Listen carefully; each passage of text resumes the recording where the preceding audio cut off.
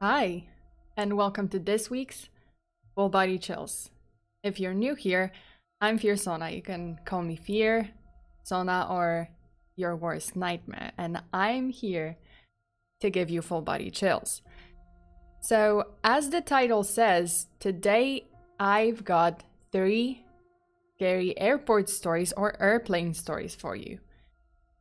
So, turn off the lights, make yourself comfortable, and yeah, I hope you're not planning any travels anytime soon, because this is gonna scare you.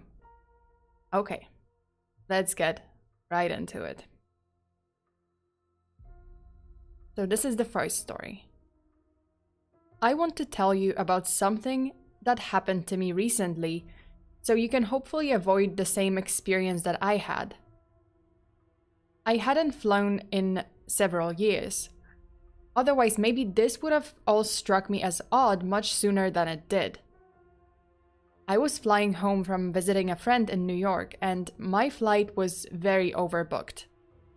There had been cancellations too, so the gate area was packed with people anxiously hoping for a seat. Since I was traveling by myself and didn't have to go back to work for a few days, I happily accepted cash to take a later flight. I wasn't in a rush and hadn't checked a bag, so at the time it seemed well worth the couple of hours wait of the amount that they offered me.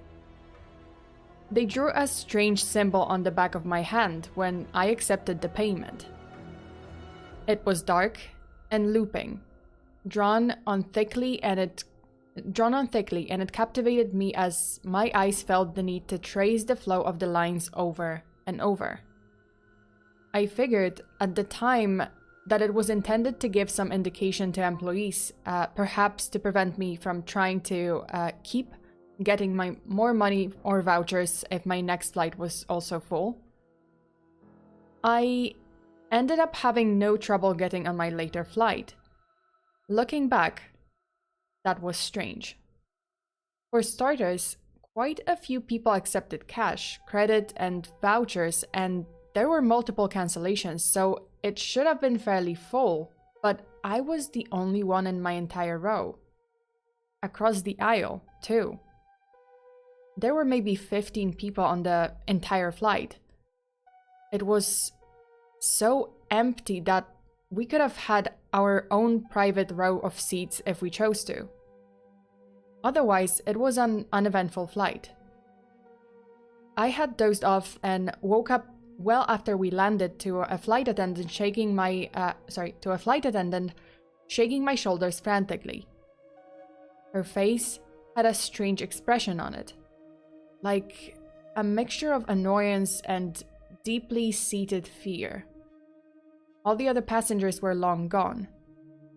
As I grabbed my backpack and headed towards the door, the small flight crew lined up to see me off the plane, which in itself wasn't too bizarre, but they seemed anxious. Some were checking their watches while others rocked back and forth nervously. I received pats on the back, an annoyed glare from the lady who had woken me up, one tearful smile, and then the pilot thanked me for my gift. I figured at the time they had confused me with someone much more important than I am. Now I understand. As soon as my backpack had cleared the main cabin door, they closed it again behind me so fast that it almost hit me. As I left the jetway, I noticed that something was very, very wrong. Firstly, this wasn't my airport. And this airport looked run down, if not totally abandoned. I looked at my new ticket nervously, and sure enough, it had an airport code I'd never seen on it. I felt like an idiot for not paying more attention when I took the cash and was given the new boarding pass. I had wrongly assumed I was going to be flying into the same airport, just on a later flight, especially since the employee booked it the employee booking it had confirmed the city, and the marquee at the gate had listed the correct city on it, too. Granted, there are 2 airports near my home, but either of those would have been fine, and this was not one of them. I frantically looked around for someone that could help me get to the right place, but there wasn't another soul in sight. No passengers waiting to board, no one from my flight, no employees. I was completely alone. I could hear a faint, sharp scraping sound. The plane had begun to pull away. They hadn't even waited for someone to move the jet bridge away from the plane first. I was in a strange airport, and I looked to be totally alone. I pulled out my phone to see where the hell I was, and not only was there no Wi-Fi available, I didn't have data either. I sighed and resigned myself to wandering the terminal for any sign of life. It had been a long night, but I had figured out a way to get home. I would have figure out a way to get home, I told myself. Probably. I think I was too tired to be alarmed at that point. I finally began to take in my surroundings. I was in a beautiful, if dated, terminal. My eyes were drawn to gold relief art along the walls. It was really unique, though as I approached and began to make out the details, I personally thought that the scene it depicted was far too disturbing to be on display in public space like this. An odd-looking creature seemed to be tearing a man apart, while weird figures looked on. This airport looked to be completely abandoned. There was no power. Instead, the last of the light streaming in through large windows of intricately patterned stained glass painted everything a deep red hue. Oh, hell no. Sorry, this comment was from me. Ceiling tiles were strewn about, and some rested upon rested upon dilapidated seats. Excuse my pronunciation. My sense of unease grew the longer I took in my surroundings. There was something reverent about the place. It was almost church-like, but I shivered. My gut told me that nothing holy had ever dwelt here. I smelled faintly of fire. The fabric chairs had also taken up the scent. On the ground, there was a thick gray dust as far as my eyes could see. The dark powder crept into my sandals and had settled onto seats and countertops, and even the crevices within the art along the walls.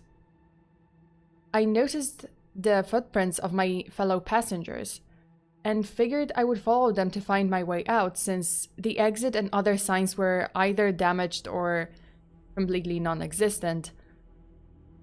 After a point, the footprints began to diverge as the others looked to have gone in different directions. I noticed that one group had headed off towards what I guessed to be more gates down a long darkened tunnel. I stared for a while, but I couldn't see an end to the darkness. Since the last of the light outside was fading quickly and there seemed to be no power, I decided that route wasn't for me. I followed the other group's prints that went the opposite direction towards a more open lobby. Eventually, the footprints began to tell a story that confused and frightened me. At one point, an additional set of prints had joined the group, as if someone or something had emerged out of nowhere and begun walking on all fours or crawling alongside them. Soon after, the passengers' footprints became erratic, They must have started running in different directions. I followed a couple, but eventually each pair of human footprints ended abruptly, as if they had been plucked right out of existence. It was so quiet. I wondered, had none of the passengers made it out? I suddenly heard movement directly above me. A scratching sound like something was being dragged along the ceiling.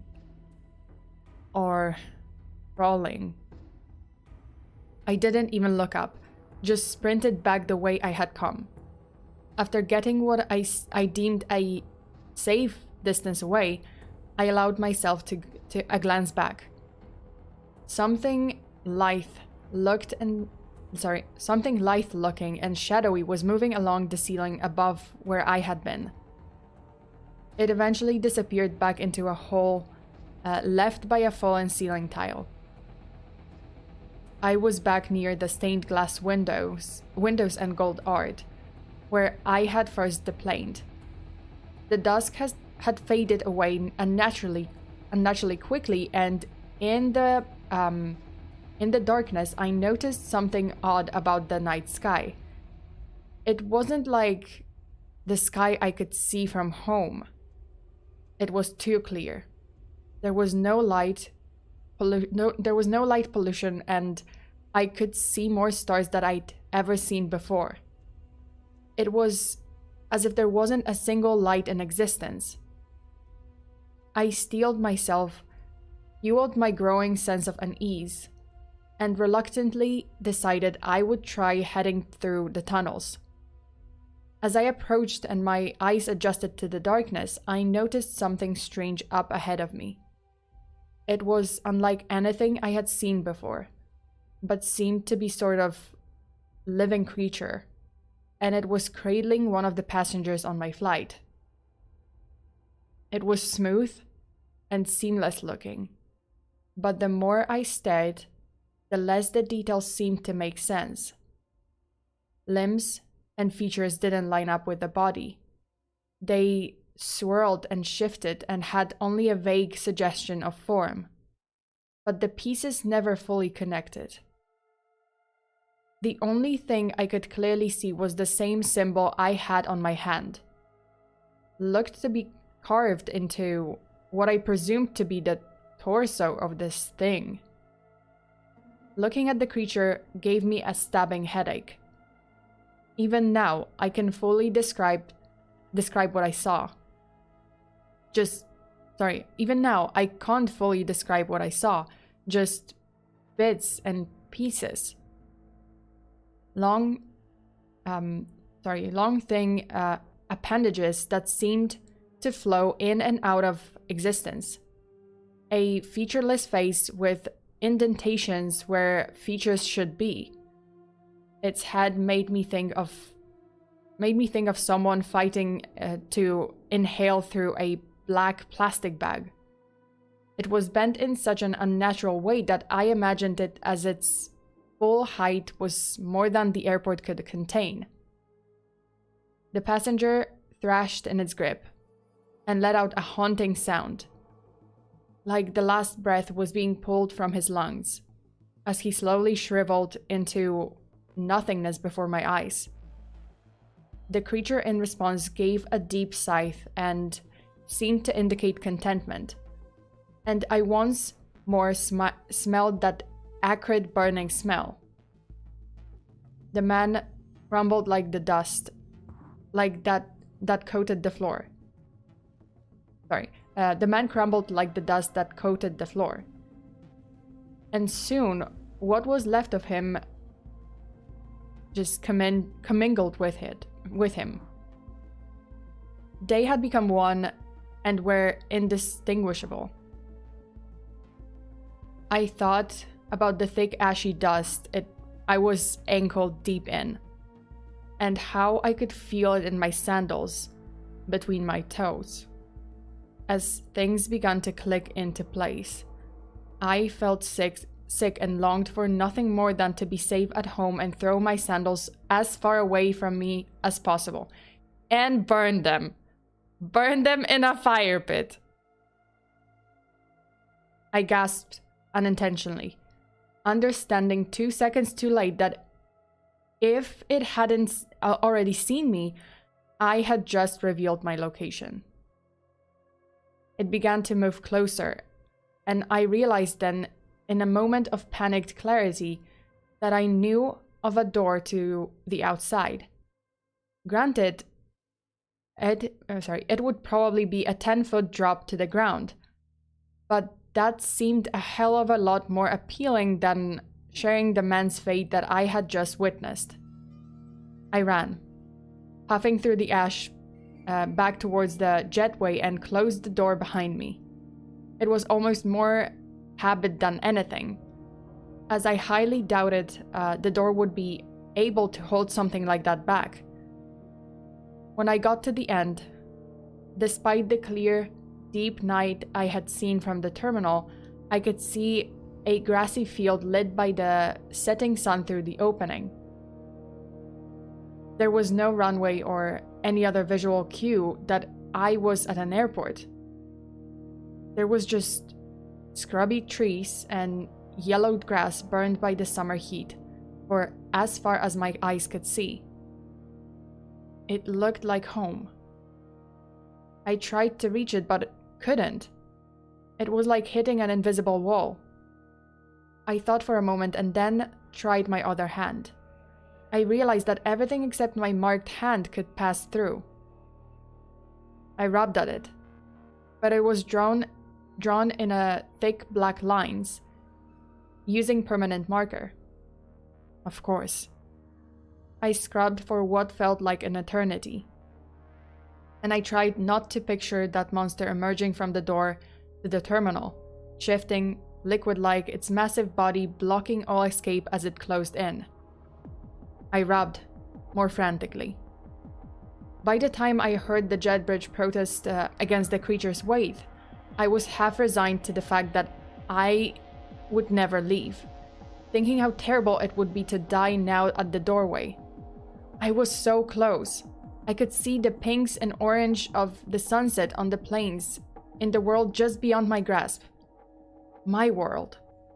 I wildly thought for a moment about how animals caught in a trap would bite through flesh, bone, tendons to escape, and I felt a sort of morbid kinship with them. I considered that for a moment and realized I was being ridiculous. I didn't need to bite my hand off, just a part of it. As it closed the distance between us, I had started to make progress, and its proximity encouraged me to move faster and fight through the pain. To my immense surprise, once it had nearly reached me, it stopped. It didn't pursue me further, or move to grab me. It just watched me. A sort of intelligence emanated from it. It seemed to be studying me, waiting. Finally, the symbol was gone. I spat off to the side and I reached my stinging, dripping hand through. To my immense relief, it worked. I jumped out with the goal of rolling into soft landing, but instead painfully hit the ground. There was no jet bridge or airport where I was now. I was flat on my back in a field, staring at the open sky. The last thing I saw of the creature was several black fluid-like limbs floating against the colorful sky of my world, as it must have been tentatively reaching out the door I had jumped through. It never fully emerged, likely bound in place the same way I had been only moments earlier. I was able to get home. I was actually only several miles from my road. It turns out there had been an airport in the exact spot that was demolished decades ago, replaced by the larger airport I typically fly into. But even knowing that, nothing I experienced really makes any more sense to me. The only comfort I eventually found was that it didn't follow me. It probably can't get out. Right? Okay. So this is the first story. I'm sorry, I just, I know that I got a donation from follower of the Twin Goddesses. Thank you so much. I'm just gonna read your comment now. Hey Fear, I'm able to catch today's stream live. My new job is an on-call job, so I have no idea when I can watch you live. As always, I enjoy your streams, even if I'm unable to watch live for a long time. Okay, don't worry, follower. Thank you so much for tuning in today, and thank you so much for your donation. Just so you guys know, I will be, if you guys decide to donate, you know, when I'm in the middle of the story, I'm not gonna read it right away. I'm just gonna wait for the end of the story. So, you know, just don't worry. Like, I see your comments, I can see your donations, so I will definitely notice it and your super chats, and I'm gonna read it out just, you know, after the story. I'm gonna share the stream real quick. BRB. Okay, Brian, thank you so much. Wow, okay, this story was so scary. Oh my god, so scary. I don't know, like, I mean, that's true. Like, he probably just scratched the mark off with his skin, like, just made it so that it disappeared. I would probably entertain the thought, like, holy shit, okay, I have to cut off my hand. But yeah, like, that was smart. Probably hella painful. Definitely painful. And I hope you guys liked it. So this story was submitted to subreddit No Sleep by Jam Franz. Whoops. Sorry, my bad. Okay, I gotta put it somewhere else. Okay, this is a better spot. Okay, so this story was titled, My plane landed at an airport that doesn't exist. I am never giving up my seat for cash again. Yeah, don't do that. Don't give up your seat. Just, you know, just be sure, or, well, I mean, okay, just be sure to check what airport are you flying to. If you get the new ticket, just check the airport, or ask if this is gonna be the same airport. Just don't fly to a sketchy airport. Cut it off, cut it off, cut it off! Tyrant, I'm not gonna cut off my hand. I'm just, you know, I'm just saying, like, I would entertain the thought. For a brief moment, I would... Oh, jeez. What's happening? So, for a brief moment, I would probably entertain the thought of, you know, cutting off my hand, but I would probably realize, hey, I can just, you know, scratch off my skin a little. And it would be painful as AF, but yeah. Hi, Ian! Hi, it's me. I actually showed up to the stream, and since I'm a shift lead, I can just listen while I clean the floors. Okay, no worries, and thank you so much for listening, for tuning in. Okay. So, like Ash from Evil Dead. What? Oh god, that was a creepy one, definitely creepy one. But there are two more. So again, if you guys are planning to, you know, travel via airplane anytime soon, maybe you should rethink listening to these stories. All right, let's move on to the second story. Sorry. Also, I apologize if there are big words that I mispronounce.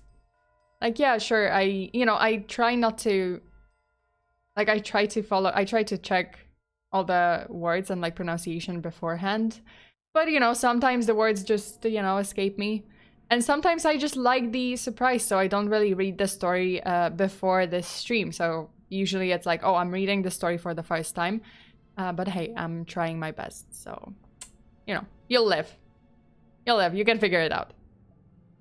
Okay. Let's go to story number 2. 30 hours ago, I hopped on a late-night flight from New York heading to Los Angeles.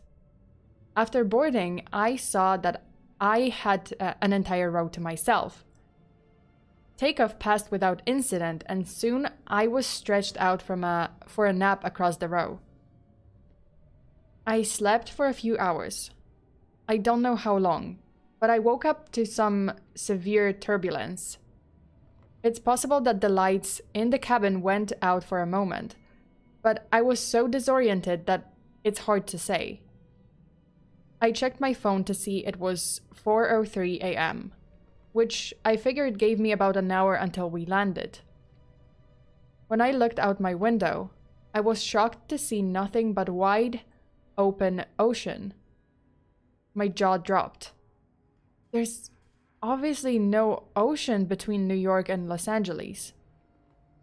I hit the button to call the flight attendant and spent the next few minutes racking my brain for a lake that could have been possibly big enough to explain what I was seeing. Wait, I have to read the sentence again. I hit the button to call the flight attendant and spent the next few minutes racking my brain for a lake that could have possibly been big enough to explain what I was seeing. I jumped when the attendant flipped off the light. She was grinning from ear to ear, and tears were pouring down her cheeks. "How can I help you, sir?" she asked. I froze for a moment at her reaction before deciding to just ask my question. I'm sorry, where are we? Why does it look like we're flying over an ocean?" She wiped her cheeks to clear the tears, still grinning wildly. "Sir, we'll be landing in about an hour." Okay, thank you," I said. After she left, I checked the clock on my phone again. 4:03 a.m. Blinked back at me. It hadn't changed. I had to have been waiting with my call flight for at least 5 minutes. How was it possible that it hadn't changed at all? I opened up my laptop and saw it too displayed 4:03 a.m. I pulled out my phone, started a stopwatch in the app, and spent the next 2 hours looking back and forth between the clocks, waiting for them to change. They never did. I tapped the shoulder of an older woman sitting in the row ahead of me. She looked back, an annoyed expression across the face. "Yes?" she asked. "Do you know how long until we land?" She narrowed her eyes. "That flight attendant said it would be an hour. It would be about another hour." I shook my head in confusion. "That flight attendant? We talked almost 2 hours ago. We should have landed already." She stared at me as if I was crazy. I was going to continue trying to convince her, but I felt a hand on my shoulder.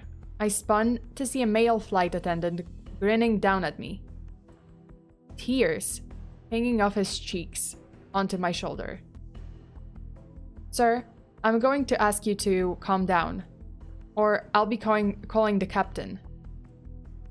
I told him that wouldn't be necessary and sat back. He removed his hand and stepped away. The flight attendants continued to stop by every few hours offering meals. My stopwatch continued to tick up and is now telling me that I've been on this plane for more than 30 hours. Okay, this was my tongue being like blah blah blah. Never mind. I've explored all of coach and tried talking to some of the other passengers, but they've all told me that they're expecting to land in an hour or so. Around 3 hours ago, I tried getting into first class. I made it past the curtain but was escorted back by 2 grinning flight attendants. Their grip on my arms were like iron. "Sir, the seatbelt sign is on," one said. "Please remain in your seat with your buckle fastened. We'll be landing in about an hour." I had just about given up hope when a woman came down the aisle dressed in a business suit. She didn't look at me or slow down, but she dropped a piece of paper onto my tray as she made her way to the bathrooms at the back of the plane. I shot a look around before unrolling it. It said, "Are you stuck too?" I pulled out a pen and wrote, "Yes, it's been 30 hours." I folded the scrap of paper up and set it on the tray closest to the aisle. She left the bathroom and picked it up as she passed. It's been 20 minutes since then. I don't know why, but I don't think the flight attendants would like it if they knew we were talking. It doesn't matter.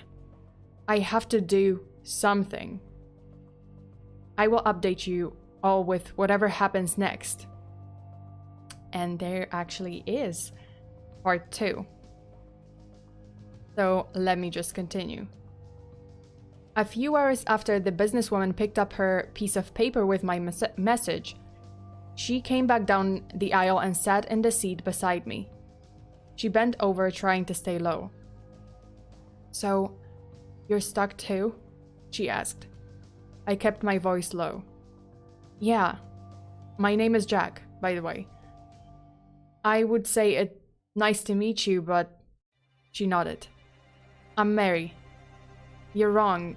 Getting your message was by far the best thing about the past day. I've spent the last day and a half thinking I was alone in this." She paused for a moment, looking up the aisle. When she spoke again, her voice was a whisper. "So, Jack, you have any theories on what the hell is going on?"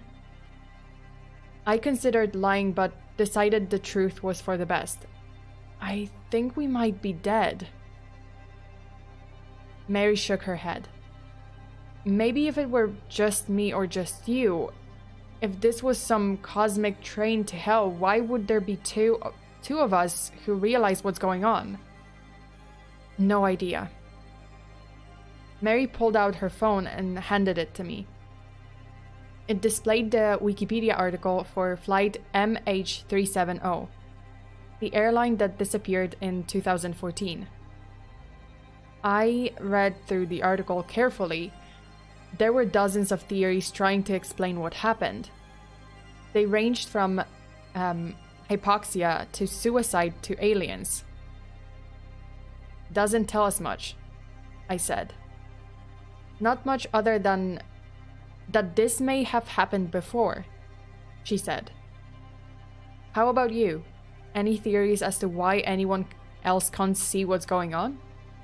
We talked it over and realized one thing we had in common was that we were both fast asleep at 4:03 a.m. There's no way we were the only ones asleep at that time though. Maybe everyone else was just napping.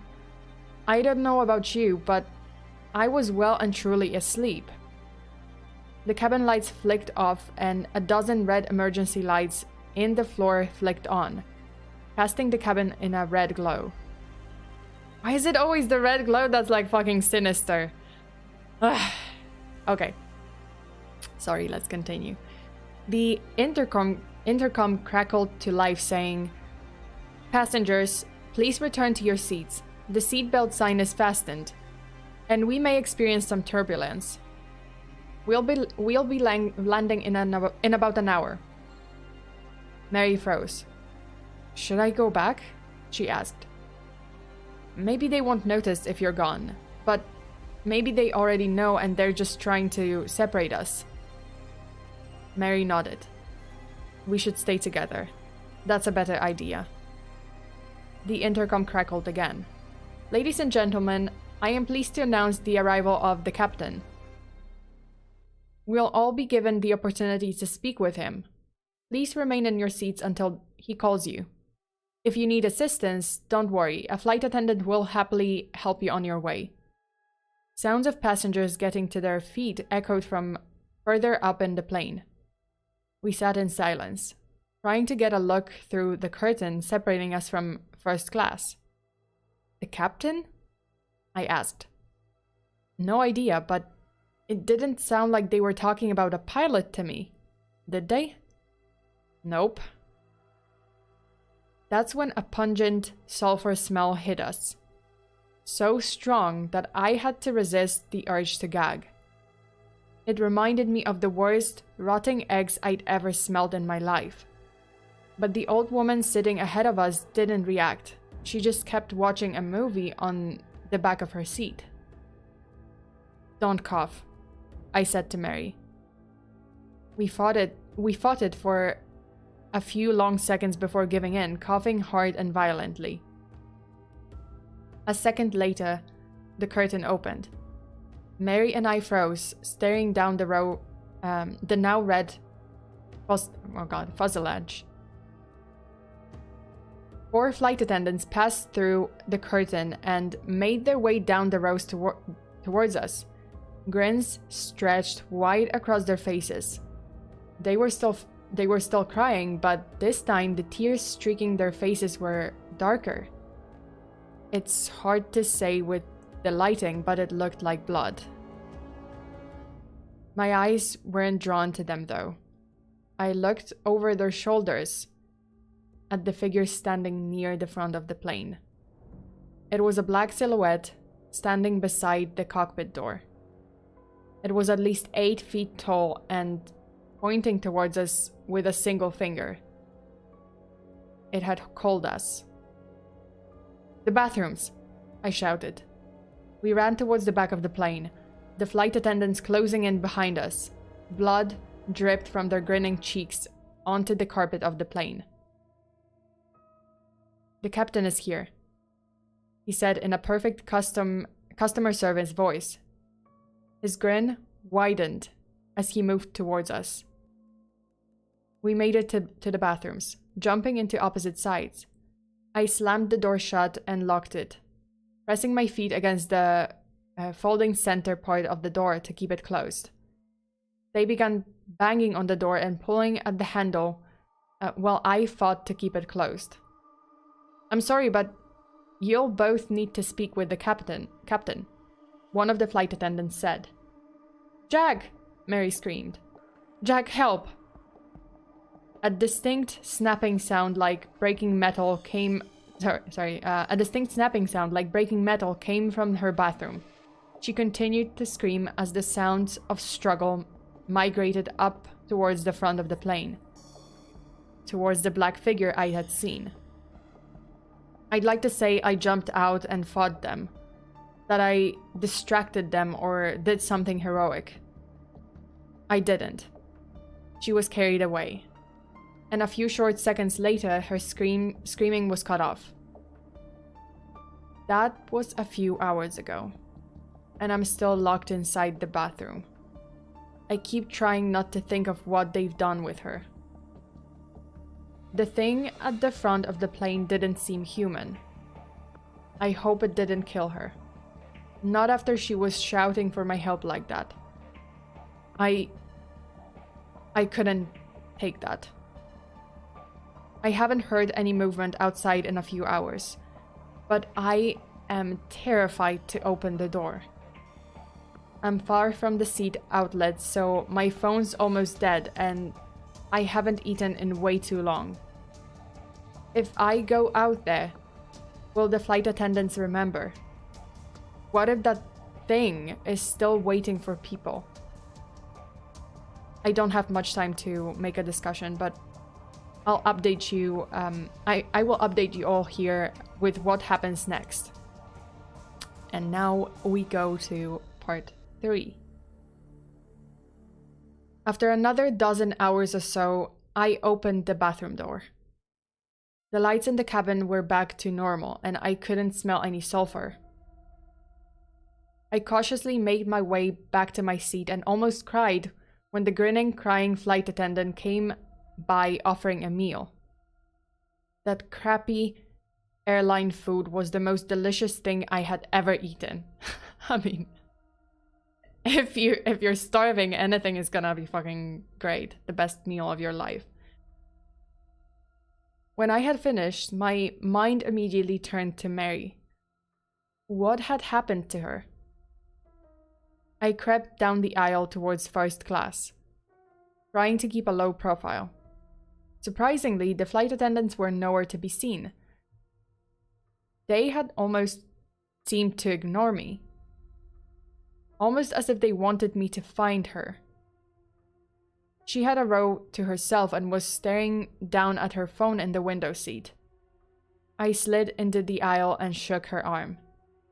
"Mary," I hissed. She pulled out her headphones and stared at me with a surprised expression. "Yeah? What's going on?" "Are you okay?" I asked. "What did that thing do to you? What did they do to you?" I'm sorry, remind me how I know you?" "What do you mean? I realized with sinking horror that she had no idea who I was. I fought back tears. "Mary, how long have you been on this flight?" She checked the watch on her wrist. "Well, it's 4:03 a.m., so a few hours at least." She stared at me the same way you would look at a person claiming they were the second coming of Christ. Her tone was low and reassuring. "Hey, don't worry so much. Look on the bright side. We'll be landing in about an hour." I felt an iron grip on my arm and looked up to see 2 flight attendants. "Sir, this area is for first-class passengers only." They were still crying and grinning, but just with tears this time. I could still see streaks of blood staining the front of their uniforms, though. I was escorted back to my seat where I spent the next several days. Holy shit. Attendants continued to stop by with food. I would use the bathroom and soon was going absolutely crazy with the monotony. In retrospect, those few days weren't so bad. There's a lot of content on the internet after all, even with crappy plane Wi-Fi. No, it didn't get really bad until around 10 days later when the Wi-Fi failed. It was sometime a week later that I lost control and began screaming for a flight attendant. They didn't come for several minutes, but eventually one did. Just let me see the captain," I asked. The flight attendant bent low and spoke with that same customer service voice. "I'm sorry, sir. The captain has made his decision regarding you quite clear. You didn't answer his call and will, therefore, wait." "How long?" "Quite a while, I'm afraid." "Don't worry though, sir. We'll be landing in about an hour." She straightened and walked away. I swear to God, if I hear another, "We'll be landing in about an hour," I'm gonna lose my shit. Like, shut the fuck up. Sorry. Okay. I started making notches on various parts of the seatbelt to keep track of different things. 1 notch for each time I used the bathroom, 1 for each meal, 1 for every time I watched a given movie, that sort of thing. It was hell. I watched every movie in the seat back a dozen times over. If I ever acted out badly enough, I would be escorted back to my seat by one or more flight attendants. Any attempt at conversation with other passengers was met with confusion by them, followed by a quick escort back to my seat. I would guess it was on or around day 30 that, in a moment of panic and psychosis, I broke my laptop and phone, screaming at the top of my lungs. No one around me reacted in any way. 2 months later, I stunk. The muscles in my legs were tight and cramped constantly. I finally concluded that suicide was my only option after my 128 rewatch of Thor Ragnarok. I got to my feet and limped towards the emergency exit. I knew normally the pressure inside the airplane forced the doors closed, but I figured that nothing about my situation was normal. If this didn't work, I would find some other more painful way to go. I grabbed at the handle and swung it up. To my shock, the door opened easily, though no wind of any kind whipped around the cabin. It remained the standard, slightly too cold temperature that it had been for the past who knew how long. The open door called to me, a black portal out of the plane. I stared at it for a long moment, almost too long. An attendant's hand grabbed my shoulder, pulling me away, in a fit of anger and strength that surprised me. I wrenched away and jumped out of the plane. The wind whipping past my face was almost magical. A new sensation after so many months of the same. The ocean below me grew closer and larger, and I realized that suddenly I didn't want to die after all. It grew larger and larger and larger until it seemed that all I could see was darkness and waves. I impacted the surface of the water so fast and hard that my entire body jerked around in the seat. I pulled my hand back, sucking at my bruised knuckle. I had hit it on the seat in front of me. "No," I whispered, then shouted, "No, no, no!" A flight attendant ran down the aisle, kneeling beside me. "Are you okay, sir?" I clenched my hands into fists, almost swinging at her, but then I realized. She wasn't grinning. She wasn't crying. To be honest, she looked a little scared of me. I reached my right hand down to my pocket where I could feel my now unbroken phone. 4:04 a.m. "Sir, if you can calm down, we'll be landing in about an hour." Oh, piss off. God damn. Fucking hate this sentence now. My mouth tasted like ash. "Thank you," I managed. "I will." I stared, unblinking at my phone. It now displayed 4:05 a.m. Then I looked out my window and began to cry at the sight of city lights below me. We did land in about an hour.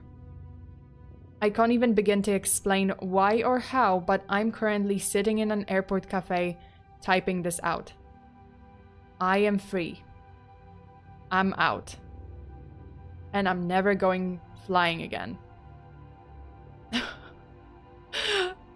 Okay, this is the end of the story. Also, why did I not hide this? But yeah, the Jack is free. And this story was also submitted to subreddit No Sleep. And it's called "I've been flying for almost 30 hours and the flight attendants won't stop crying" by Worcester Street. I think. SD. Who the fuck knows what's the SD, I guess. Who the fuck knows what this username means, but this story was great. I really liked it. We'll be landing in about... Shut the fuck up! Gone Puppy. Also, okay. IDK Bacon, thank you so much for your donation. I know metronomes with more variation in their day than what it sounds like that dude went through. I mean, we'll be like, oh my god, you guys were... Shut up. Fucking hate this sentence now. It's like everyone was saying that. We'll be landing in about an hour. Shut the fuck up! But thank you so much for you guys for joining this stream. There's still one more story left. And I hope you guys will enjoy it. Again, if you decide to donate to the stream, just so you know, like if it's in the middle of the story, I'm just gonna finish the story and then I will read your super chat like after, or you know, if you donate now, I'm gonna read it now, but when I start the story, I'm just gonna go through the story first. Hey Sona, imagine as he was falling, all of a sudden there was, "You will be landing in about an hour." Oh my god, I would be like, you know what, kill me now. Just kill me. It's fine. If I were in that guy's like position, and yeah, like by then, like by the end, if the flight attendant said it to me, I'll be like, you know what, stab me. Stab me right now. Just, you know, just kill me now. I don't know. Slap me in the bitch slap. You can just go ahead and bitch slap me until I pass out. It's fine. Nova Hire, first time watching. Okay, I'm glad that you've tuned in, that you decided to watch my stream, and I hope you enjoy it. We've just gone through God, I can't speak. We've just finished 2 stories, 2 scary stories, and I still have the 3rd one, so buckle up. No pun intended! Oh god! You ever get melancholic about... melancholic, I don't know how to pronounce it, about rereading old internet stories that fall so far in archives that the only people who will ever read it are the ones who were there when it was first written?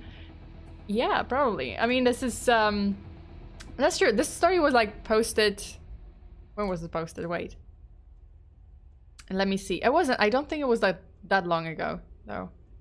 Okay, okay, yeah. So this story has been posted, like, 3 years ago. I thought it was, like, recently. Anyway, so this is from 3 years ago. Yeah, but I was, you know... Someone recommended it to me, so I've decided to read it. Imagine if he hit the ground while falling and the flight attendant says, "You have landed." Oh, whatever. As long as it's not, you will be landing in about an hour. I'm okay. Okay. So time for the 3rd and last story. Can I check your ticket, please? I handed the ticket that I had been twirling around in my hands for the past hour to the flight attendant. She nodded at it approvingly before producing a sheet of paper from the file that she was holding and placing it inside my folded ticket. "Have a nice flight," she commented enthusiastically before handing my ticket back to me. I grabbed my ticket and stared at the folded sheet of paper inside my ticket, curiously before finding my seat. Once I settled down in my seat, I removed the folded sheet of paper from my ticket and placed the ticket in my bag. There's a lot of ticket in this sentence. Upon unfolding the sheet of paper, I realized it was a handwritten note. The handwriting seemed rushed. I've transcribed the note from memory here. Rules for surviving this flight. Number 1. Do not speak of this sheet to any passenger. You are the only human on this flight. Number 2. Check the time on your phone after reading this sheet. All rules will apply based on the time of your phone. Number 3. During the first hour of the flight, do not talk to anyone. People may try to talk to you, but ignore them completely. Number 4. During the second hour of the flight, you may start talking again, but if anyone mentions the window, do not look outside the window in any circumstances. Number 5. If you hear a child crying in the cabin, immediately run to the bathroom. Number 6. If the screen of your entertainment console suddenly goes black, immediately look away and do not stare at it. Number 7. During the third hour of the flight, the captain will make an announcement. Follow the instructions. Number 8. During the fourth hour of the flight, do not sit in your seat. Number 9. If you make it past the fourth hour, you will need to spend the rest of the flight evading the chaser. You will know who the chaser is when you see them. What is this, Quidditch? Alright, number 10. The captain will make an announcement of the plane landing. As soon as you hear this announcement, push your way to the exit door and open it. Number 11. You will find that the outside is simply a black void. Jump into it without hesitation. I reread the rules again while chuckling. Did they give one of these to every passenger, or was I somehow randomly chosen for this prank? I checked the time on my phone just to humor the list. 7:13 a.m. So this would be the first hour of the flight. Suddenly, a young man walked over to my seat and sat right beside me. I gave him a casual side glance and saw that he was carrying what looked to be a laptop bag. Great, I thought. He will work on whatever he's doing and leave me alone for the flight. The man didn't even bother to exchange a single word with me as he settled down in his seat and put on his seatbelt. He stared straight ahead and completely avoided me. I let him be and started to fiddle. The steady hum of the plane engines started to vibrate the entire cabin. The plane started to accelerate until the G-force pushed me into my seat. Moments later, I felt the plane rising into the air. I am typically not scared of flights, but getting on a flight always makes me a bit nervous. This time though, my stomach was in knots and beads of sweat were running down my forehead. My instincts told me I was stepping into danger, grave danger. I dismissed my thoughts and that awful gut feeling, chalking it down to feeling a little creeped out by the note. The young man on my left suddenly tapped on my shoulder. I jolted up like I had just been electrocuted. Even through my jacket, his hand felt cold and heavy, like a dead person's hand. I turned around and faced the young man. His face seemed wrong. You know how those realistic human robots can creep people out because of how close to human they are, yet subconsciously we can tell that they aren't human? This man was giving me that same unsettling feeling, and his facial features were just artificial in a way I couldn't place. Maybe it was his eyes, a little too big, the pupils abnormally dilated. Or maybe it was his nose, not exactly in the center of his face. Or perhaps it was his mouth, lips way too thin and long. Don't get me wrong, he didn't look obnoxiously fake. In fact, it was those very subtle blemishes in his facial features that made him look like something trying to look like human. And then he spoke. His voice was normal. Upon hearing his voice, the man seemed to look normal too, and I thought I was just freaking out for no reason. "Hey, do you wear headphones?" he asked. That was a weird question to ask. Did he want headphones? I was about to open my mouth to speak when he spoke again. "How would you feel if I cut your hand off right now?" What was disturbing wasn't the nature of the question itself, but the fact that he spoke in such a calm manner. It was as if he was asking me how my day was. Suddenly, my mind went to the list of rules that I had subconsciously been squeezing in my hand. The first rule said to not talk to anyone on the flight, no matter how much they try to talk to you. I decided to ignore the man. He seemed really weird, anyways, and if I was being honest, the list of the rules wasn't the reason I chose to ignore him. He stopped pestering me and returned to work on his laptop. I looked over at his laptop slowly and gasped at what I saw on the screen. He had a photo of me on his screen. That's it. Nothing else. Just a full screen photo of me. Before I could process that properly, I looked over at his keyboard and noticed that it wasn't a standard keyboard. In fact, it really wouldn't even count as a keyboard. It was made up of oddly shaped keys, all marked with strange letters that I doubt existed. The man continued to stare intently at the photo of me on his screen. It was then that I realized that the list of rules wasn't a joke.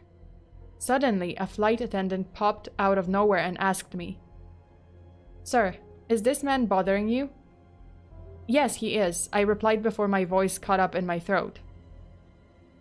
In under a second, everyone in the cabin snapped their heads around until they were staring directly at me. Their faces, they all looked wrong, inhuman.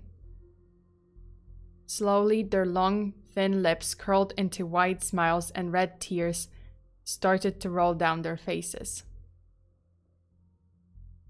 Okay, that's it. That's it. That's the story. And son of a bitch, you were not supposed. No, I can't speak. You were not supposed to speak. Wait, let me just scan the rules. So like there are rules like, oh okay, do not speak to you know, like to any of the passengers, but like only within the first hour. But I would just like, so first of all, I would just shut the fuck up. I wouldn't speak the whole flight. Then I would just not look at the window like at all. Then I would not look at my screen, the you know, the monitor, the console, like the seat console at all. Zero. Or I would just stay in the okay, when you hear the child crying, stay in the bathroom, like go to the bathroom, and then follow the instructions of the captain. Okay, fine. Just okay, you would just have to watch out for the 4th hour of the flight, like don't sit in your seat, so like you have to change your seat. And then suddenly like just run away from a chaser because now we're in a Quidditch game. Quidditch match. And yeah, that's it. That's pretty much it. Oh yeah, and jump out into the black void. Ah boy.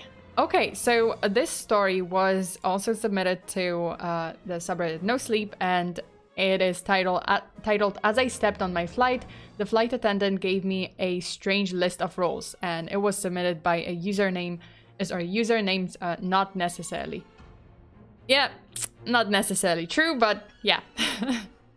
So this is the 3rd story. Thank you so much, you guys, for listening. Just stay in the bathroom. Well, I mean, I guess, like, you can stay in the bathroom and then you just have to... Wait, okay. So I have an issue with this. So you have to run away from avoid a chaser. The chaser. And then... you have to jump out of the... But, like, you're sitting in the bathroom. Can you sit in the bathroom and avoid the chaser? And also, does that apply... The chaser rule, does it apply to the rest of the flight? Like, you have to avoid it, like, run away from a chaser and, like, get out of the bathroom or go to the exit door and, like, jump out of it somehow without him catching you. I don't know. So many... Yeah, so many, like, you know, variables. Okay, so that is it. That's all the stories I had for you today. I hope you guys liked them. I hope you enjoyed it. Wait, was there? Okay. What if I punch them? Well, I mean, I guess like if they do lose consciousness, if they don't, then you're in deep shit. But yeah, like mainly you just have to run away, and I guess there's like a couple of variables, like what if they are they still chasing me after that 1 hour, or I don't know. It ended up so abruptly that all that set up for nothing. The story almost felt like a joke. I think there is a continuation. I have to, because I'm not sure if this is continuation. I just didn't want to. Is it? No, never mind. Never mind. It wasn't. So yes, the story. Okay, wait. There was more to the story. Is it? No, never mind. Never mind. Couldn't find the story. So I guess there is some second part of this story, but I can't. The links are broken, so unfortunately I couldn't find it. But yeah, that's about it. I'll cut their hands off first. Oh yeah, the guy was just like, "Hey, would you mind if I like chopped off your hand, like got a piece of it? You know, just for the funsies, for the giggles." I'll be like, I would just blink at him, like, what? But that is it for the Full Body Chill stream. I hope you guys enjoyed it. If you liked the video, please do take a second to, yeah, like click that push that like button. Click that like. And share this stream if you can. So on Saturday at... I guess I'm gonna do it like a little earlier. So on Saturday at 7 p.m. There's gonna be the true crime stream on my channel here.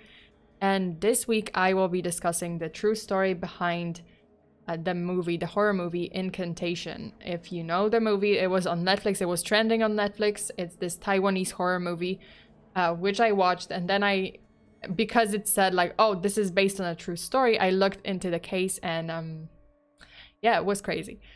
So I will be discussing the case, the real case, and like what were the differences, like where the inspiration came for the movie. And then there will be another true crime case on Patreon, but that one I still have to schedule it. I have to make the thumbnail and decide because I have 2 cases I have researched. But yeah, so I'm gonna announce it soon. Anyway, thank you guys so much for watching. Stay safe out there. Always lock your doors and windows. And well, we'll be landing in about an hour. My God, I wanna say shut the fuck up to myself. But until the next time, bye.